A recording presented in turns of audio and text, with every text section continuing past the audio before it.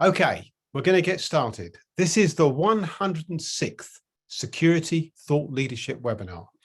And we're here every Tuesday and Thursday where we discuss a topic of interest to the security world. And the idea of thought leadership is that we critique today's subjects in order that we may get a better type of security tomorrow.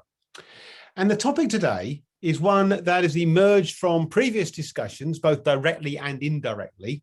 We're thinking about convergence. Is the problem the people rather than the technology? And more to the point, there is this sense in which it's obviously a good idea to converge in organizations.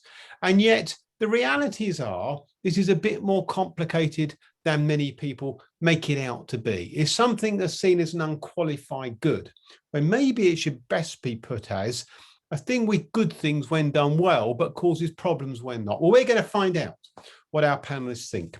Four panelists, each come at this from a different angle. In a minute, as you know, my way is to invite each of our panelists to introduce themselves. And once they've all done that, I will invite them all to make their opening statements, 3 minutes, where they get say whatever they want to about this topic. Once they've done that, we'll open it up to the audience to ask questions. Can I invite you, please, to use the question and answer button at the bottom of your screen and to get your question in early. If you get your question in early, we'll endeavour to incorporate it in the ensuing discussion. So we've got a lot to get through and a lot of views to hear. So without further ado, let's start to meet our panelists. And we start off by going to Prague and meeting Louisa. Hi, my name is Louisa Schneller, and for the last 10 years, I've been a consultant with Team Macro OU.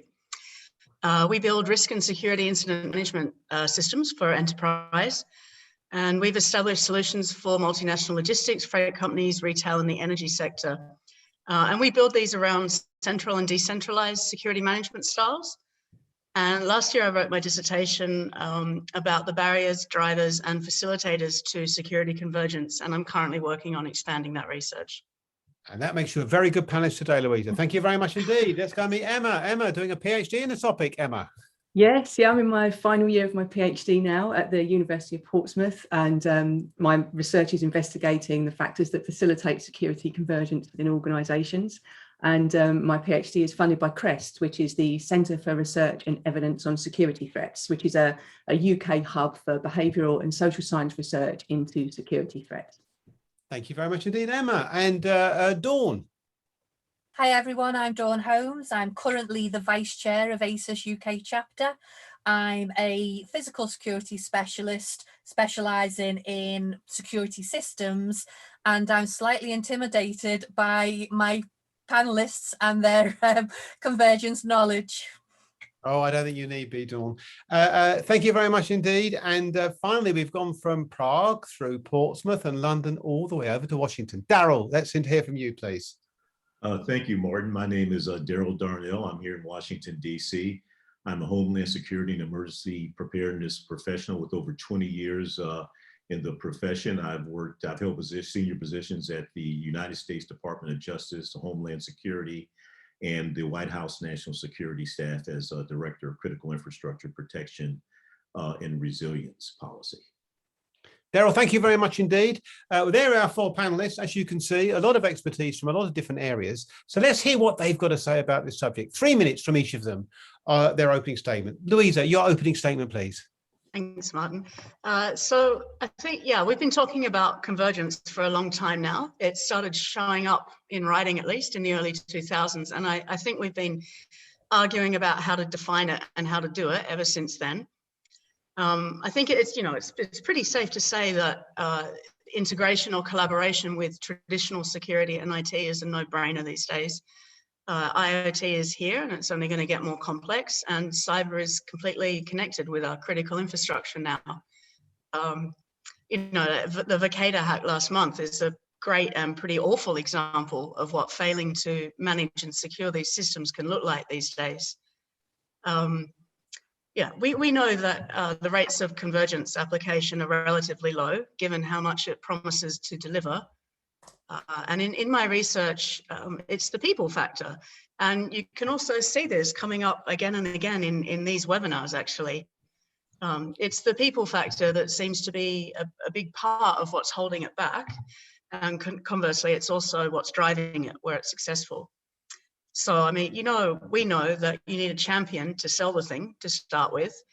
And we know that in security, you need to have good business skills these days. But I really don't think that we're there yet.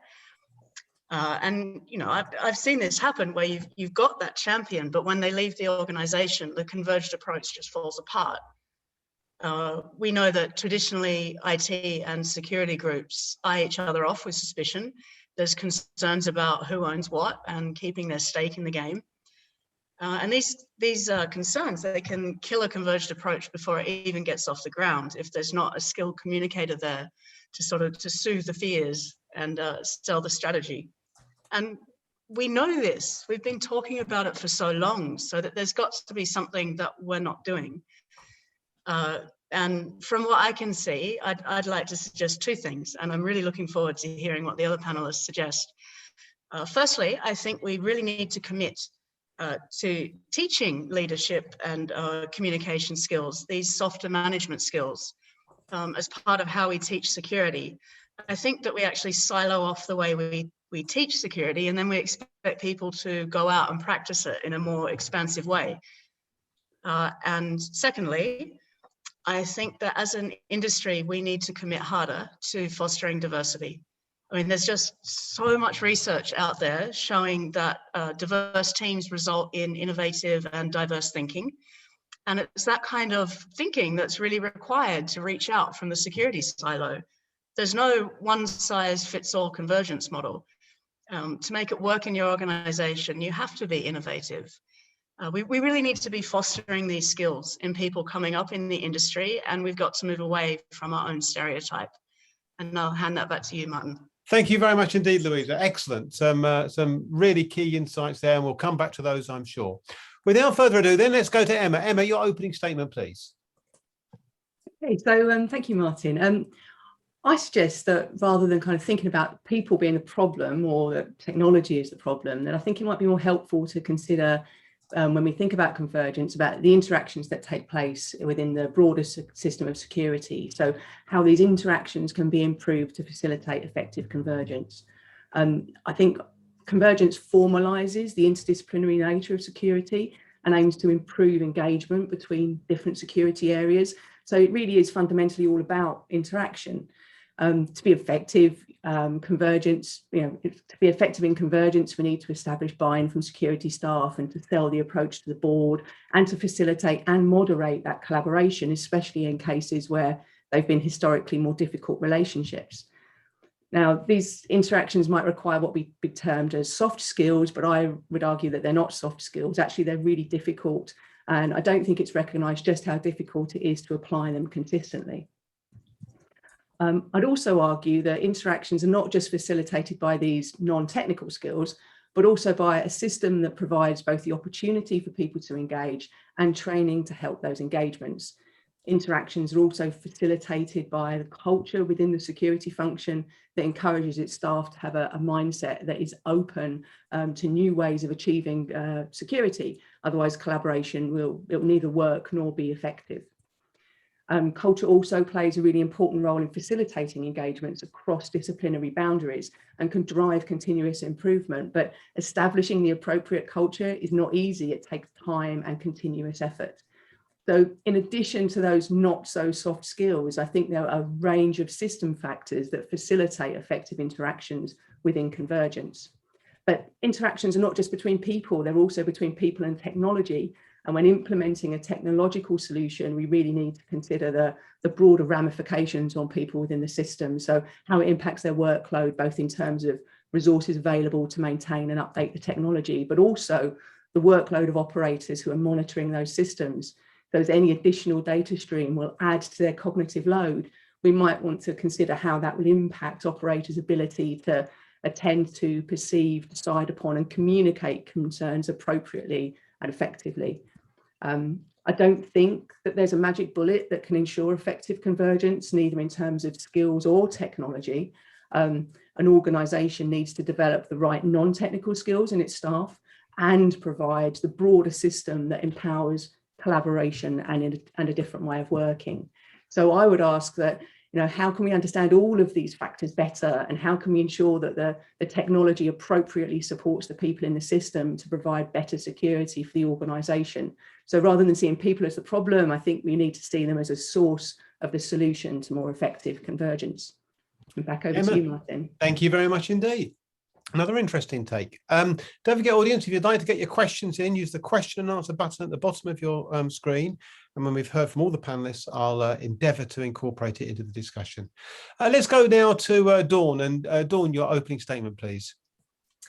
I definitely believe that people are the weakest link when it comes to convergence, and that's the introduction of any new technology or changes for that matter. I think the end users are blamed far too much, which I think is a little bit lazy and a little bit easy to blame them. I think the teams responsible for implementing the technology, they often fail to consider the human in the equation. They're blinkered, they're concentrating on applying a solution, the deadlines, the logical and interdependencies, so much they forget about the person that will actually be using the system. And if they fail to understand this and dedicate the time to it, the end users, it's going to have a critical impact on the success. I do think it's easy for information security teams to think this way, though, as some of their changes, they're generally invisible to the end user. So I can understand them thinking, why waste the time when people don't necessarily need to know.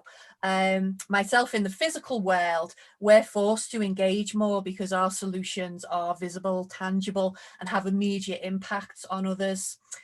I think this is only going to change when GSO security teams start to look at the skill sets, moving away from just having technical supremos, but has members with those soft skills that has been alluded to before, which allows them to engage with people.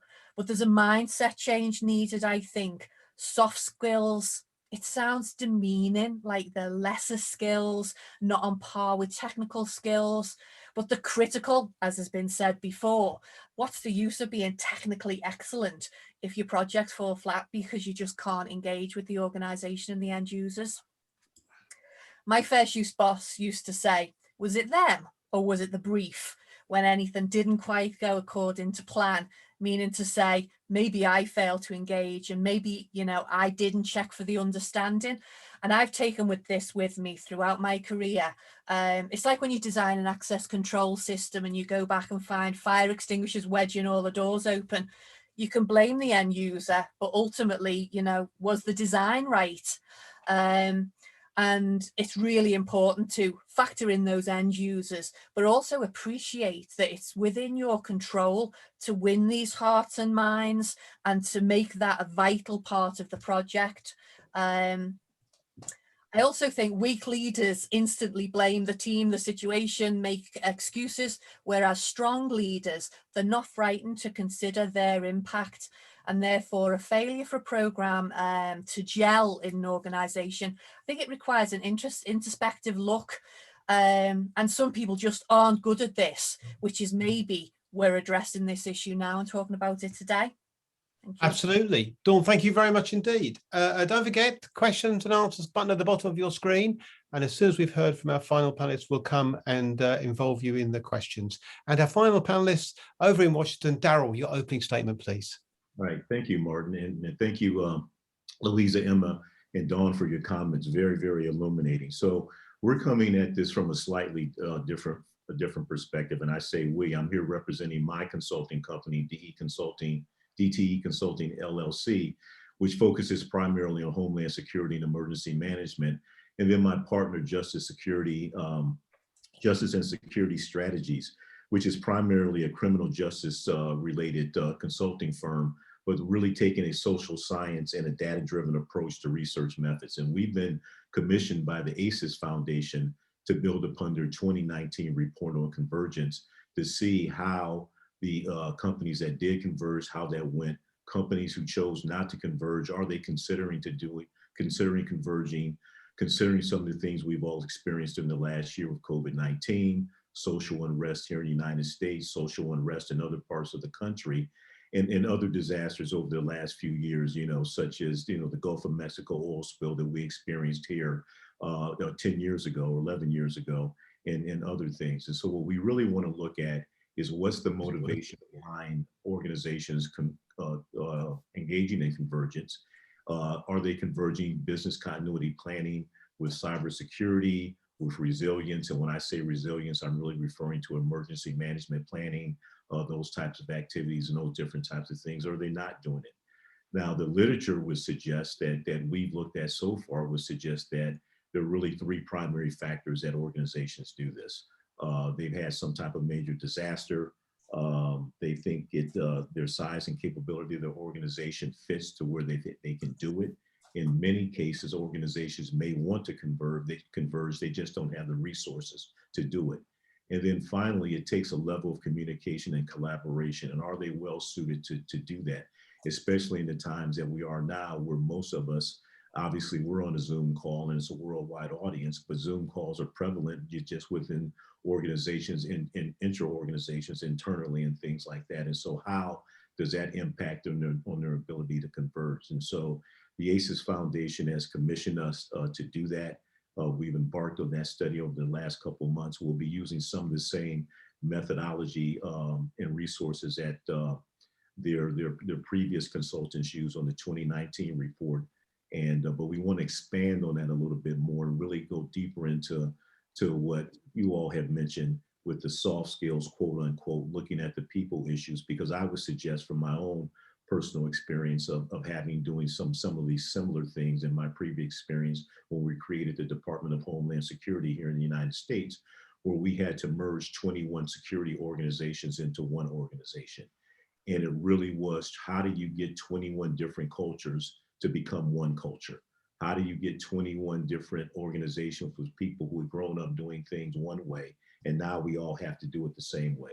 And that's really fundamentally what convergence is about, I would suggest. Martin? Thank you very much indeed. Well, look, 4 excellent opening statements, 4 interesting perspectives, and they all said something different. And the questions are piling in. So without further ado, I'll come to you first, Louisa, and then I'll come follow up with you, Dawn. It's from Brian Sims. And Louisa, you gave a number of reasons why convergence was difficult. And Brian Sims, a former panelist and a well-known journalist over here, is arguing that what's holding it back?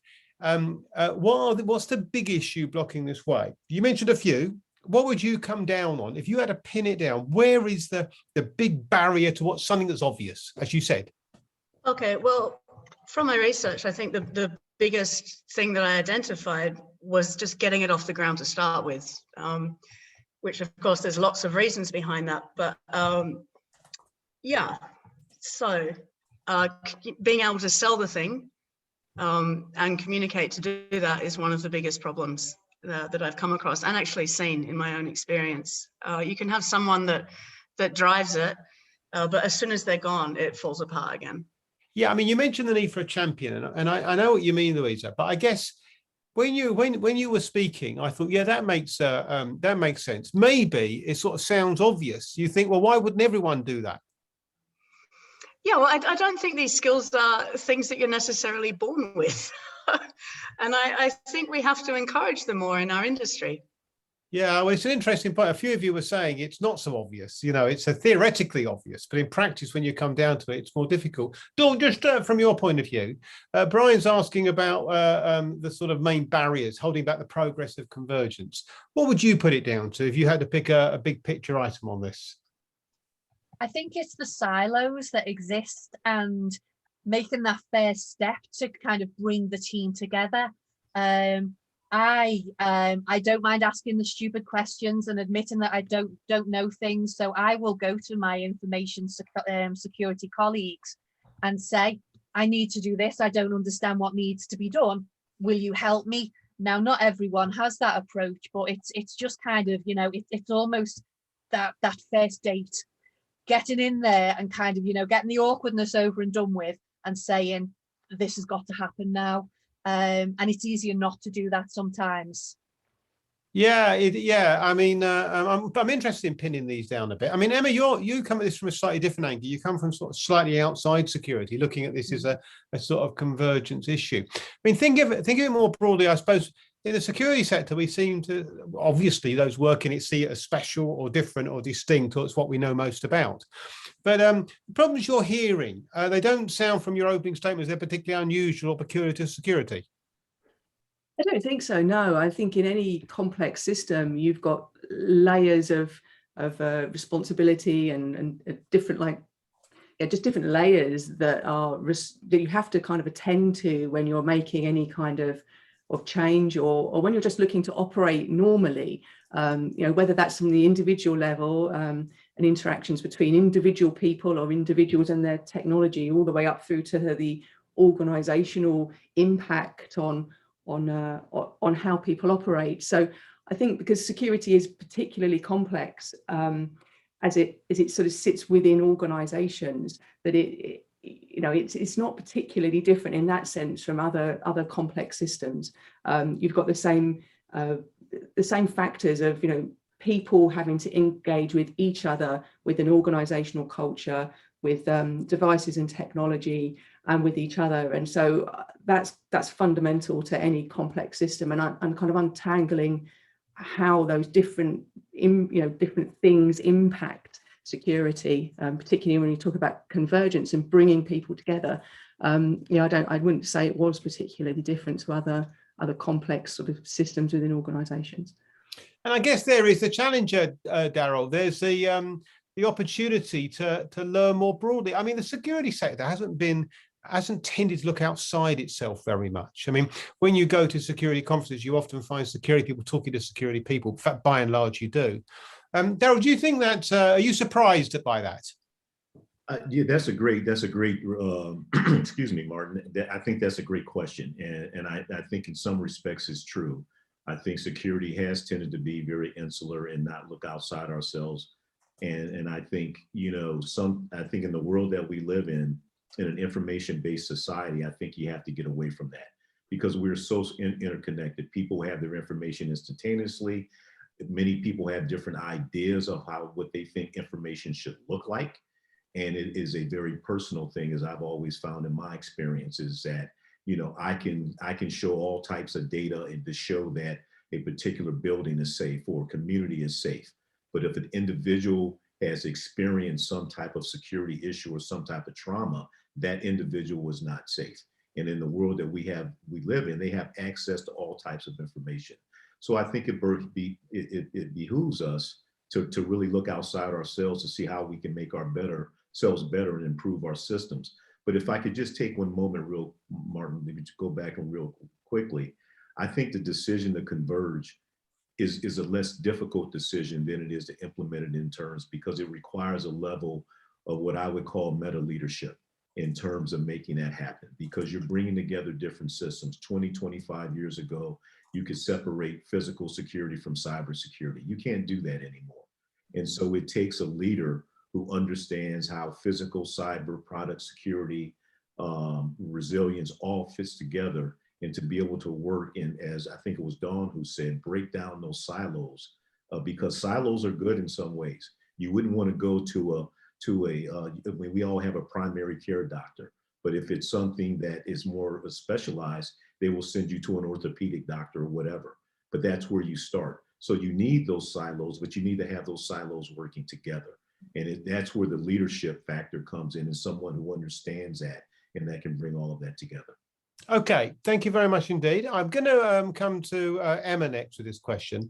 And Emma, we were speaking beforehand. I mentioned the name James Willison, who's previously been on a panel talking about this very topic, and wrote to me in advance about this particular panel. And he said he was going to ask a question. So let's get the question underway, Emma. And it says, the ASS Security Convergence Survey indicated that 28% of security professionals would adopt a converged approach by seeing advances in converged security operations centres. Central hubs. Would the panelists help to start build these rather than see the network ops and physical security ops? These will bring the people to work as teams. In other words, combining into one central hub rather than see it separately. So I'll start with you, Emma, and then I'll come to Louisa. Emma first. So what do I think these are a good idea? Or Yes, yes. In theory, I think Aha.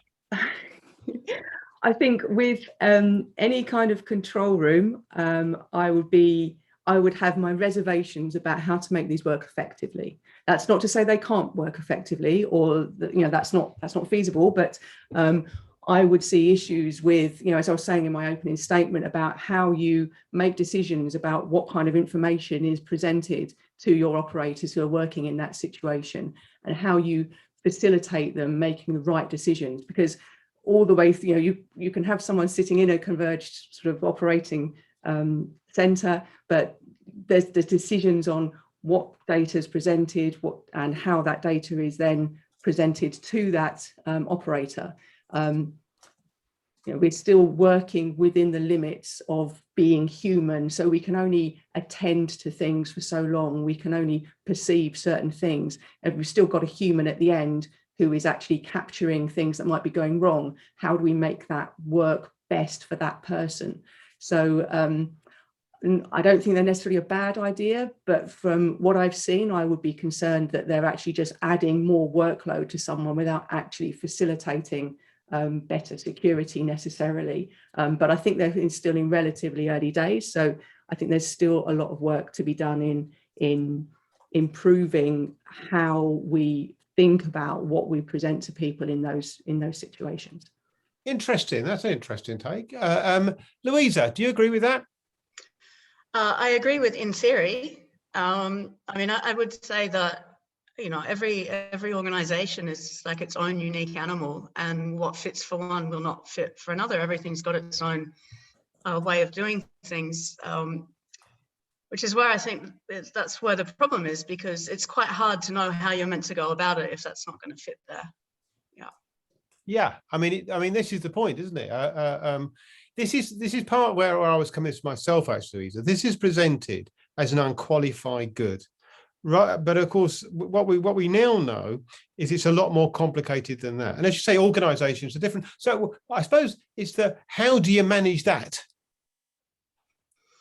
Well, I think also this is where it's going to come back down to having the business skills to know where you are and what you're sitting in the middle of. Yeah. Okay. We're gonna come back to this in a minute, but I'll tell you what I want to do now. I'm going to come to you, Dawn, and I just like to, and then you, Daryl, straight afterwards. It slightly overlaps the business skills bit. Ewan Grant has asked a question, which is, and he says that he sees many of the challenges that have been spoken about. Dawn, what indicators do you use to determine whether a person or group will engage across the floor, and which indicators for when they won't? I'm looking here about human factors. So you've made the point human factor are the weakest links, or humans are the weakest link, Dawn, about the process for getting people engaged. Dawn, your thoughts? I think if people, I mean, I'm quite an awkward person, and if I'm told to do something, if I don't necessarily understand why or agree, I'm not always the most engaged, and I kind of treat the world like me. It's bringing them on the journey. It's making sure that they're aware of the whys and the, if not the benefits, kind of, you know, how the organization will benefit. I also think there's a bit of tenacity. People frightened of change, dislike it. It sounds like a hassle, or it sounds very complicated. And it's keeping on top of that. It's not letting the first, well, that's never going to work here. Or, you know, that just doesn't work. We're different departments, and it's, you know, whose budget is it? Don't let those things stop you, and just plow on through and keep on going. And that tenacity, I think, ends up paying off. Yeah, I suppose tenacity works when you've got their minds in the first place, of course, if you've got their engagement, I guess, which is your point. Let's bring you in on this, Daryl. Your thoughts? If I could, if the Ops Center question was very, the Joint Operations Center is what we tend to call it here in the United States, was very, the comment was interesting to me. And I tend to agree with Emma's comments. I don't think that this issue is necessarily the concept of an operations center where you're putting all of your security folks in one center. I think it has to do more with the critical thinking skills of the people in the center. And I think to the question that you had raised to me earlier, Martin, should we look outside of ourselves as security people and really look to have someone teach critical thinking skills outside of the normal security thinking skills that we give people, if that makes sense, so that they understand, how do I process information? How do I make sense of information that's coming in? And then secondly, are they empowered to do something with that information so that it doesn't sit and it doesn't have to wait for someone else to make a decision? My experience has been, those is where we found we've thrown people into a joint operations center and they lack the critical thinking skills to process information, quickly process information, prioritize that information, and then giving them empower them to do something with it. And then you have issues and then they don't work. And then we tend to blame either the technology or we blame the concept, whereas I don't think the concept is necessarily flawed. Okay, thank you very much indeed. Let's go on to a question then from Gary Evanson, another former panelist. And I'll come to you, Emma, first about this, because it picks up on something you've just said. It seems so far convergence is considered favourable or necessary without articulating why that is the case. I mean, there is this sense it's an unqualified good. I think Gary's got a point. Are there situations when convergence may not be good for an organisation? Interesting point. Emma, is that can we mount that argument? I think with convergence, it needs to fit what your organisation. I think several people have said that it's there's no one size fits all, and it needs to be in line with the business that you're within. Through my research, I've heard people say how difficult it is when you're operating in particularly large organisations that cross geographical boundaries and that have different regulatory issues in different parts of their organisation, and actually, full what we might consider convergence might be more difficult. As to whether there's, whether there's particular instances where it won't work or it shouldn't work, I don't think I'm able to answer that specifically. But with my sort of logical, sort of common sense hat on, I should think there will be instances where it just won't work, but I wouldn't be able to say, oh, in this instance, yes, it's definitely not a suitable approach for an organisation. Dawn, agree? What I think is it does create a bit of a single point of failure with the diversity that we have now, with two departments kind of thinking completely differently and doing their own things. There's an element of security that's being accounted for, if you like, and that convergence being brought together will maybe create a little bit more risk. But I think the risk of us not working together is probably greater. And certainly from my perspective, my security cameras will not work without the network.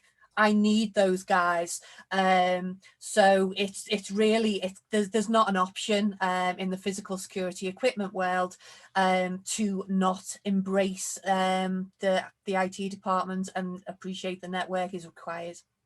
Okay, thank you very much indeed. I'm going to move on. Darryl, I'm going to come to you first. It's with Mike Gibbs. Now, you mentioned you're doing some work for the ASIS Foundation. Well, the previous bit of work that was done on the subject was done by our next from a person, Mike Gibbs, who's asked the next question. And Darryl, he says, do you think that there's this issue of leadership trying to force convergence on an organisation, and whether it can do? Can you force this on an organisation, or is it the case that if there's resistance, it becomes impossible? I mean, it's an interesting point. I'm trying to get to how good an idea this is. I'll come to you with the same point afterwards, Louisa. But can leadership decide this is a good idea? Once we go, and what happens when it gets resisted? Who will win the battle? Darryl first, then Louisa.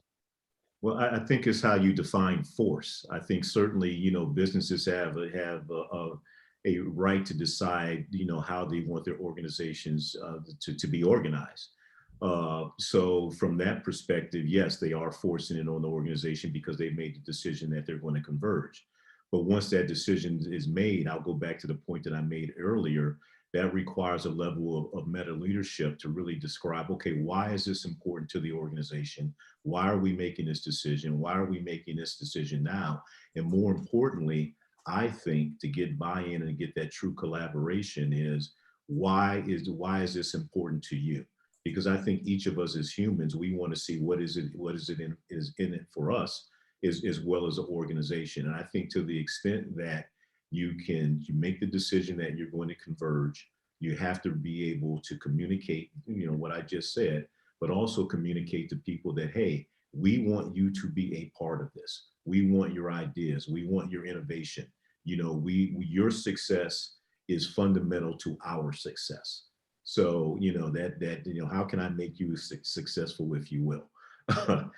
So I think that's incumbent to Mike's point. So again, how do you define force? And so I would say, you can't force it in the true sense, definition of the word, but certainly companies and businesses have the right to decide how they're going to organize their businesses. Okay, Daryl, thank you. Louise, let's come to you on this issue. It's a little bit about the overlaps the point about winning the hearts and minds, but leadership decides it's a good idea. And I guess they really have got to win the hearts and minds rather than force, haven't they?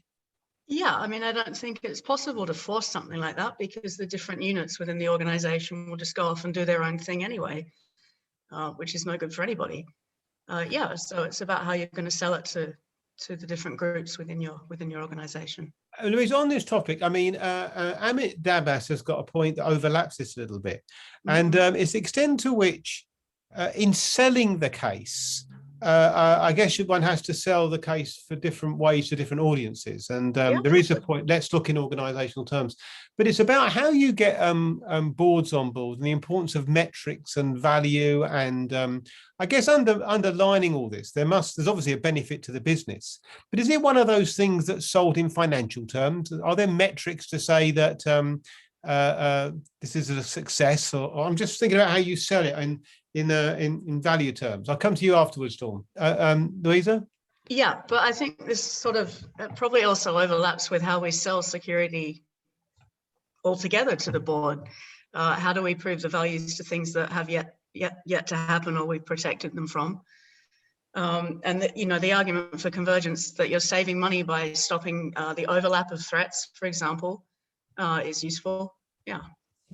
Okay, Dawn. I think it certainly increases efficiency, which it can be sold to the C-suite. I do think, though, it's about partnerships, and where the conflicts may have come before is one area deeming themselves more important, or kind of, running the show. So the whole partnership and how it's broached at departmental level, so people will work together and those efficiencies will be realized, is the way to really achieve this. Yeah, I mean, thank you, Emma. I've got a question here from Mike Cummings, another former panelist, and interesting point about whether young people, it's easier to engage. They're more technology savvy, so the argument goes, I suppose. Is there a sense in which they're easier to engage, Emma? Is there any sort of thinking about some groups are going to be more into this than others, young because they're into technology, or maybe security people because they want to engage with others, or don't? Emma? It's a good question. It's not one I think I can answer with any backing of any research that I've carried out, to be fair. I think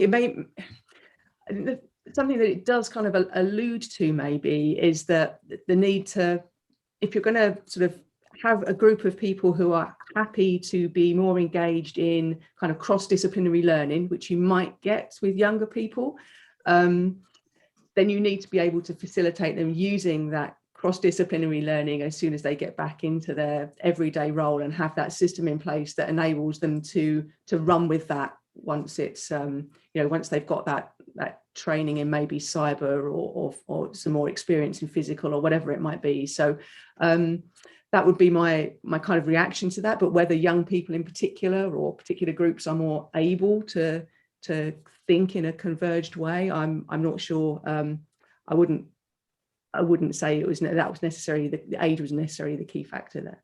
Okay, Daryl, just about sorry, go on, Dawn, come on in. Yeah. I do think it's important, though, to know the audience. That's part of kind of, the organizational culture, and understanding that different people need to kind of, be approached in different ways. So thinking a younger person wants this, you know, the older generation will want that, is a good way of thinking, because you're starting to problem solve.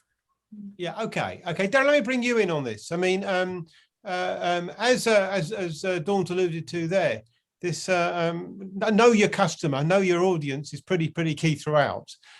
Any sense in which this might be more difficult to sell in some contexts more than others, Daryl?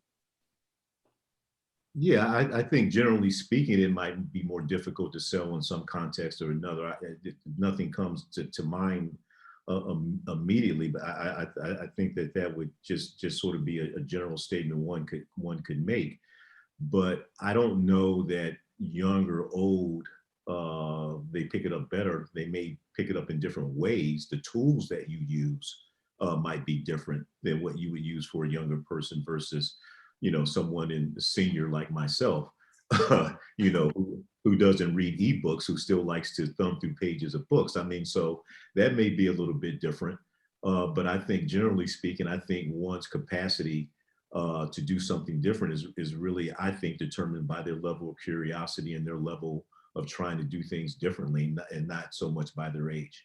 Yeah, I mean, one thing running through what you're all saying is know your audience, learn to engage with it, and be clear that it's not an easy sell. I mean, it's an interesting proposition. Let me very quickly bring in a question from Gordon Knight, because we're running out of time. So I'm going to ask each of you just for 30 seconds each, if I might, because it's getting close to the end. And Gordon's asking, is there anything that can be done from the technology side to make adoption easier? I suppose from what we've been learning today, you've outlined some of the challenges. Perhaps I can adapt Gordon's question to what would make this easier to get broader engagement. I mean, the truth of the matter in the security world, the research says that this is a great idea. The take up is not as great as the idea might suggest. So where might we look? So just 30 seconds each at the most, if I might. Dawn first. A similar language.